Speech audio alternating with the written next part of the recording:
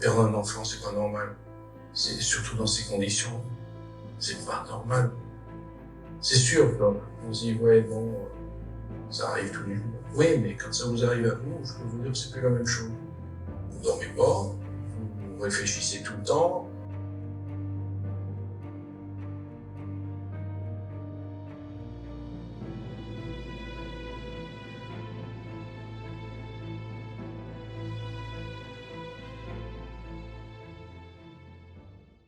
Nous voici donc plongés au cœur même d'un drame qui s'est déroulé à l'automne 2005, dans le bas Beaujolais, presque aux portes de Lyon. Une jeune étudiante en communication, tout juste âgée de 20 ans, Marine Boisseran, est retrouvée poignardée de façon très violente, chez elle, a priori sans raison apparente. Replongeons-nous donc dans cette affaire tragique et déjà ancienne, mais qui va certainement rebondir avec un possible procès à venir, avec des éléments dont nous disposons à ce jour. Aloha, j'espère que vous allez bien. On se retrouve aujourd'hui pour une affaire terrible, l'affaire Marine Boisseran. Nous sommes le mardi 11 octobre 2005, à Chazé d'Azergues, une jolie petite bourgade plutôt chic et cousue, située à une vingtaine de kilomètres à peine au nord de Lyon. La grande ville, c'est l'automne, dans cette magnifique région qu'on appelle aisément le bas Beaujolais, et le temps y est encore doux. C'est là, en tout début de soirée, vers 17h, c'est ce que précisera l'enquête judiciaire, que Marine Boisseran, une jeune et jolie étudiante, 20 ans à peine, aux très beaux cheveux blonds, est retrouvée inerte, au domicile de ses parents, où elle réside toujours encore, gisant derrière le canapé du salon familial, dans une mare de sang, poignardée à une douzaine de reprises. Les coups, dont certains étaient mortels, ont essentiellement été portés au thorax, en haut du dos et sur la poitrine. C'est ce que voit immédiatement Eric, le père de la victime, qui est délégué médical depuis quelques années et qui vient tout juste de rentrer, peut-être, pense-t-il, quelques minutes seulement après la commission des faits, et c'est aussi ce que confortera le médecin urgentiste arrivé sur les lieux, dès l'appel reçu par les sapeurs-pompiers du département du Rhône. Muriel, la mère, qui est médecin et encore en consultation, rentrera plus tard, comme à son habitude. C'est le mari qui prend en charge de la prévenir. Vers 17h, le père avait tenté d'appeler Marine, qu'il savait rentrer, sur son téléphone portable et sur le téléphone fixe de la maison. Il n'aura pas de réponse. Inquiet, il s'interroge car ce n'est guère dans les habitudes des enfants de la famille de ne pas répondre. Mais il arrive en même temps au domicile, se gare dans la cour et va voir de suite de quoi il en retourne.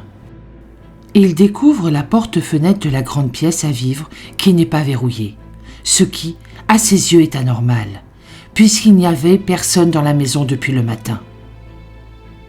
Son attention est immédiatement attirée par des gouttes de sang qui jalonnent le sol, comme un sillon, de la cuisine au salon. Est-elle une vision d'horreur? Il découvre sa fille Marine, gisant au sol, allongée sur le dos, dans le salon. Prudent et méticuleux, il ne touche à rien d'essentiel et prévient les secours. Le centre de secours principal de Chazé d'Azergues, alerté, dépêche une ambulance sur les lieux. Les gendarmes de la commune arrivent très vite eux aussi, rejoints sur place par leurs collègues de la brigade des recherches de la gendarmerie de Villefranche-sur-Saône, ainsi qu'une équipe de SMUR du centre hospitalier de Villefranche-sur-Saône. Mais malgré tous les efforts longtemps prodigués par les secouristes, Marine ne pourra pas être ramenée à la vie et sera finalement déclarée décédée chez elle ce soir-là. C'est terrible pour les parents, pour les proches, pour ses deux frères également, Loïs, lycéen, et Pierrick, étudiant en médecine, tous deux très marqués. Ils étaient en effet très proches de leur sœur. C'est également une scène de crime incompréhensible pour les gendarmes primo-intervenants arrivés sur les lieux. Marine venait tout juste de rentrer de ses cours, en classe de BTS Communication, cours qu'elle suivait avec assiduité et plaisir au sein d'un lycée à Villefranche-sur-Saône. L'effroi s'installe dès lors dans la famille réunie dans la maison, et elle est partagée par les gendarmes enquêteurs. Qui aurait pu en vouloir à ce point à Marine, cette jeune fille pimpante, pleine de vie, élève sérieuse et assidue, amie et camarade agréable, au caractère souple et facile et surtout sans histoire. Le magistrat de permanence du parquet de Villefranche-sur-Saône, territorialement compétent, est avisé. Il confie sans tarder l'enquête, qu'il sent difficile et complexe, délicate en tout cas, à la section de recherche de la gendarmerie de Lyon, où tous les personnels sont plutôt de fin limier, dans le domaine des enquêtes judiciaires. Les investigations minutieuses effectuées ce soir-là, jusque tard dans la nuit, qui s'est avancée dans la maison et aux alentours, ne donneront rien au final. Aucun couteau n'est retrouvé, mais on se rend compte qu'il manque seulement le téléphone portable de Marine, et très curieusement, le téléphone fixe du domicile, débranché de sa prise murale. C'est excessivement rare comme vol, s'emparer d'un téléphone fixe, mais c'est le cas ici. Ces deux objets ne seront jamais retrouvés, malgré les efforts déployés par les gendarmes enquêteurs et leurs collègues, plongeurs qui fouillent les mares et lacs environnants, battus dans les chemins alentours, chiens policiers mis en piste, fouilles nombreuses dans les poubelles et les caniveaux de la commune, sur les parkings également. Aucune trace d'agression sexuelle sur la jeune fille, pas de trace d'effraction sur les ouvrants de la maison, aucune trace de vol non plus, à part les deux appareils téléphoniques. Pas de fouille des lieux et des meubles, aucune disparition encore d'objets ou d'effets personnels, de papier, de numéraire, rien, absolument rien de tout cela. Les faits, au-delà du crime sordide, apparaissent étranges. Il y aura des prélèvements de traces ADN, car signalons qu'à l'époque, on sait déjà les relever correctement. Mais on ne relève pas d'empreintes digitales exploitables, malgré le travail de fourmi mené par les techniciens en identification criminelle. Ils découvrent cependant un indice de taille, des traces parfaitement visibles de pas, à l'extérieur du pavillon. Ces traces révèlent une chaussure, a priori d'homme, de pointure 43 et de marque Nike, très particulière en matière de dessin de semelle. Par discrimination, tous les membres de la famille et les proches ayant vu Marine le jour de son décès sont écartés. Et le mystère reste entier, même si les enquêteurs ne restent pas les bras croisés. Ils cherchent partout, essayent de comprendre, de trouver un fil conducteur, une erreur commise par l'auteur peut-être. Audition de tous les proches de la famille, de tous les amis et contacts de Marine, même sur des temps assez lointains. Leur emploi du temps seront tous vérifiés. Vérification approfondie auprès des commerçants de ce petit bourg où tout le monde semble se connaître et s'apprécier. De la poste, des médecins installés ici, du pharmacien, la mairie, les lieux de sport, tant à Chassé d'Azergues qu'à Villefranche-sur-Saône où Marine avait ses habitudes. Enquête d'environnement et de proximité aux différents endroits où Marine a été collégienne, lycéenne puis étudiante. Rien malheureusement ne viendra aider les gendarmes enquêteurs dans l'immédiat dans leurs recherches. Et, alors que le dossier se constitue, le temps, lui, continue à s'égrener. Une première avancée va avoir lieu le 18 janvier 2006, 5 mois après les faits. En effet, 2 collégiens de Chassé d'Azergues sont entendus par les gendarmes enquêteurs. Ils racontent avoir vu un homme sur un chemin, à proximité immédiate de la maison des Boisserands, le jour du meurtre. Ils le remarquent car l'individu court à vive allure. Sortant du collège de Chassé, ils se souviennent précisément de l'heure. Il était 16h55, 17h tout au plus, déclare-t-il aux gendarmes enquêteurs. Ils se souviennent aussi de sa tenue atypique par sa couleur, un survêtement blanc. Les deux garçons âgés de 13 ans se séparent ensuite pour rentrer chez eux. Puis l'un d'eux croise à nouveau le même individu. Il le salue, mais l'homme ne répond pas et se masque le visage en fuyant rapidement. Il remarque cette fois-ci qu'il porte des chaussures de sport de marque Nike. Signalons qu'à cette époque-là, la marque fait un tabac, disposant encore d'un quasi-monopole commercial et publicitaire. Le 15 mars 2006, poursuivant l'enquête, les gendarmes soumettent plusieurs photos aux deux adolescents, lors d'un tapissage photographique. Ces derniers, sans avoir pu se concerter, pointent tous les deux la photographie numéro 2 sans hésiter. C'est bien cet homme-là qu'ils ont vu. Et cet homme semble être un proche de Marine. Mais, étrangement, pour des raisons qui n'avaient alors jamais été révélées, cette piste n'ira pas à son terme. La question reste posée, cruelle, indécise, quant à la réponse. Les deux adolescents ont-ils vraiment vu ce jour-là le meurtrier de Marine?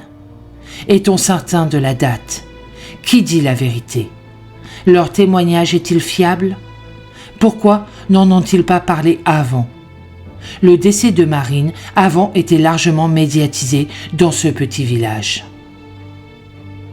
Éric et Muriel Boisserand, les parents, et leur avocat s'interrogent quand même pour savoir pourquoi cette piste a, semble-t-il, été très vite négligée par le juge d'instruction et les enquêteurs. En décembre 2006, les enquêteurs, confiants, croient enfin tenir une autre piste. Un homme sans domicile fixe, âgé de 32 ans, que tout semble a priori accusé, est interpellé, auditionné, puis mis en examen pour meurtre et écroué. Mais une fois n'étant pas coutume, des expertises scientifiques le mettront hors de cause. L'intéressé sera libéré dès le mois de janvier 2007. Peut-être la justice a-t-elle cru un peu trop vite et un peu trop facilement à cette piste de rôdeur, criminel potentiel tout désigné, en raison de la proximité d'un centre de rééducation en horticulture, centre où étaient régulièrement admis d'anciens délinquants. Ce sera en tout cas un leitmotiv fort d'Éric, le père de Marine, contre la justice qui, selon lui, s'égarait. Et l'enquête revient à son point de départ. C'est en 2009, près de 4 ans après le drame, qu'un rebondissement de taille survient dans cette enquête qu'on croyait perdue à jamais. Une ancienne enseignante contacte l'avocat d'Éric Boisserand et lui raconte avoir vu, le jour des faits, jour dont elle se souvient parfaitement, un couple commettre un vol dans une habitation, non loin de chez elle, et prendre ensuite la fuite au volant d'une voiture en direction de Chazé d'Azergues, pas très loin de chez elle en fait. Elle se souvient qu'ils étaient armés d'un couteau, que l'homme portait un survêtement de type jogging, qu'elle décrit minutieusement, et il lui semble aussi qu'il avait du sang dans les cheveux. Et la femme, fine observatrice, de par son ancien métier, reconnaîtra-t-elle à identifier les deux individus dont les portraits sont parus tout récemment dans la presse. Il s'agit de Stéphane Moitoiré et de sa compagne Noëlla Ego, les meurtriers présumés d'un petit garçon, Valentin Crémault, âgé de 11 ans, violemment tué le 28 juillet 2008 à Lagnieu, dans le département de l'Ain. Mais une commune en fait toute proche de Lyon, affirme-t-elle.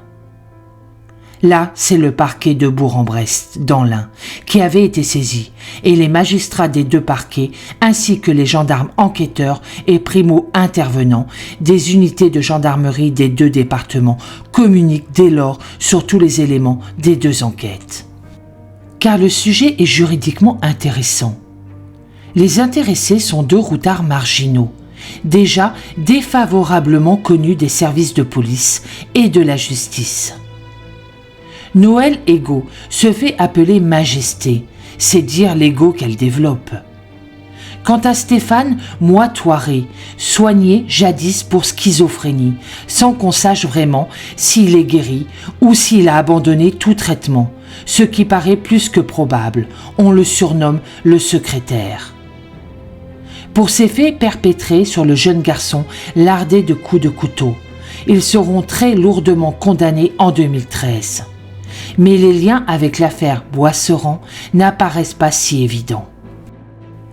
Car hélas, la vérité est parfois cruelle, est impitoyable. Des soupçons, des indices, des désignations du doigt, un comportement étrange et farfelu ne font pas la preuve de la culpabilité de quelqu'un, loin s'en faut. D'autant qu'on a ici, face à un crime des plus sordides, deux êtres asociaux, quasi fous, en tout cas classés pré-psychotiques, schizophrènes, paranoïques et psychotiques, dissociatifs chroniques. Les expertises psychiatriques vont s'enchaîner mais ne rien produire d'utile pour la justice. Ils avaient pour habitude de se présenter dans les villages placés sur leur itinéraire, généralement en début de soirée, demandant l'hospitalité et l'hébergement, ravis de rencontrer un élu, du moins selon leur propre définition du mot élu. Commettraient souvent de menus larcins et sans aller incognito. Ainsi allait leur vie, dans laquelle ils se voyaient prédestinés à de très grandes choses, persuadés d'être des envoyés divins sur terre. Ils abuseront ainsi de la crédulité d'un prêtre d'un village voisin.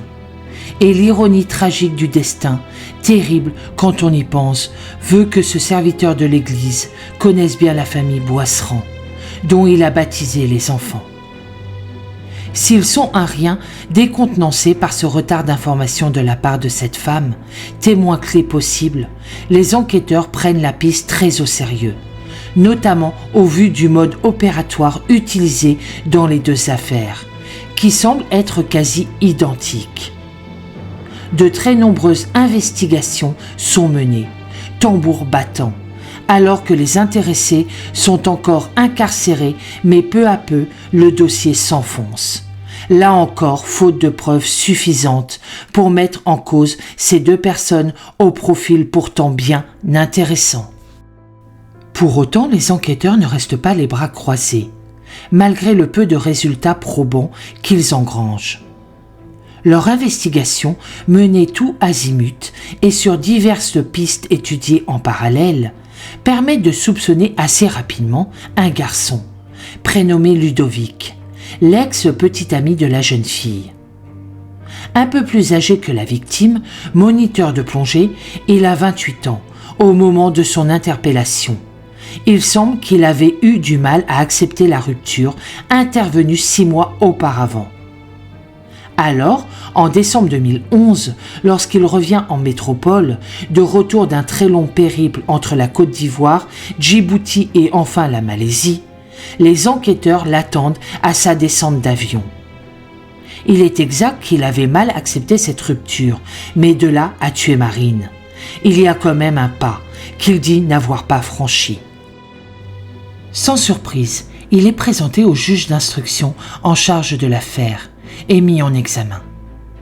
L'intéressé parviendra cependant à démontrer formellement, grâce à son avocat, qu'il se trouvait à Villefranche-sur-Saône le jour du meurtre. Plusieurs témoins entendus confirmeront ses dires et son activité de la journée sera clairement vérifiée. Il est donc disculpé et mis hors de cause pour le moment, libéré en janvier 2012, puis l'instruction suivant son cours, se voyant placé en 2014 sous le statut de témoin assisté. Mais on sent bien qu'il n'y est pour rien. Le temps passe, encore et toujours, inexorablement. Éric, le père de Marine, ne lâche rien, combatif et déterminé. C'est pour lui le combat de sa vie. Il le mène notamment par médias interposés. Et comme pour marquer du sceau du malheur, cette enquête, la justice avait failli commettre un acte irréparable. En effet, en juin 2015, 2 juges d'instruction du tribunal judiciaire de Lyon, dans le Rhône, las de cette affaire qui décidément ne voulait pas sortir, avait cru bon d'ordonner la destruction de 158 scellés, tous étroitement liés au meurtre de Marine Boisserand. Saisie in extremis par les avocats de la famille, la Chambre de l'instruction de Lyon avait refusé de justesse la destruction et, partant, la disparition irréversible de tous ces scellés, dont certains étaient porteurs de traces ADN, potentiellement exploitables dans le temps. On est passé tout près de la catastrophe, mais souvenons-nous que c'est possible. Mais la chance va sourire, brutalement, inopinément, aux enquêteurs de la gendarmerie désabusés qui commencent à douter, 15 ans après les faits. Il est vrai que plus personne n'y croyait vraiment, et ce sera tant mieux dans l'intérêt de la justice et des victimes. Une nouvelle campagne de médiatisation est lancée dans la région en mars 2021, et ça va marcher.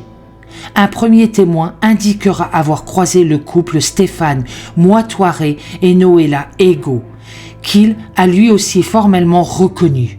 Ce funeste 11 octobre 2005, à 400 mètres à vol d'oiseau de la maison de la famille Boisserand. L'ancienne institutrice, qu'on n'avait peut-être pas cru entièrement, avait donc vu juste. Quelques jours plus tard, un second témoin se manifeste et confirme lui avoir croisé le couple, dont le voisin de Morancé, village voisin de Chazé d'Azergues, le matin du meurtre.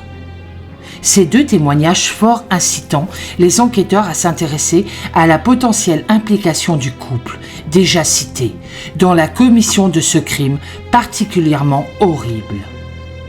L'enquête repart donc de plus belle, cette fois-ci avec des éléments plus concrets. Ce rebond suscite de nouveaux espoirs dans la famille de Marine, qui cependant n'a jamais perdu espoir. Le 31 mars 2021, un nouvel appel à témoins est très largement diffusé. L'espoir n'est pas vain, car les moyens informatiques et les médias modernes permettent désormais de toucher des millions de personnes presque simultanément. Son objectif est de sensibiliser des témoins qui auraient, eux aussi, pu apercevoir le couple diabolique à l'automne 2005. Les faits sont cependant déjà anciens. La mémoire s'est floutée. Des gens ont disparu ou ont déménagé loin et malgré les précisions données, ils se déplaçaient souvent en vélo, quelquefois en voiture, allaient voir le maire ou le secrétariat de mairie. Le curé aussi se faisait passer pour des pieux pèlerins en quête de spiritualité. Très peu de témoignages concordants arrivent sur les bureaux des enquêteurs. L'enquête poursuit son cours, ponctué de coups de théâtre, ubuesques, mais qui ralentissent infailliblement la procédure judiciaire. Quant à l'état de santé du couple diabolique, dont on ne sait toujours pas, fin 2021 et début 2022, s'ils sont ou non accessibles à une sanction pénale. Dans quel cas ils seraient appelés à être traduits devant une cour d'assises pour le crime de Marine Boisserand. Éric Boisserand, lui, a quitté le nid familial du Bas-Beaujolais après le divorce pour s'installer à Marseille.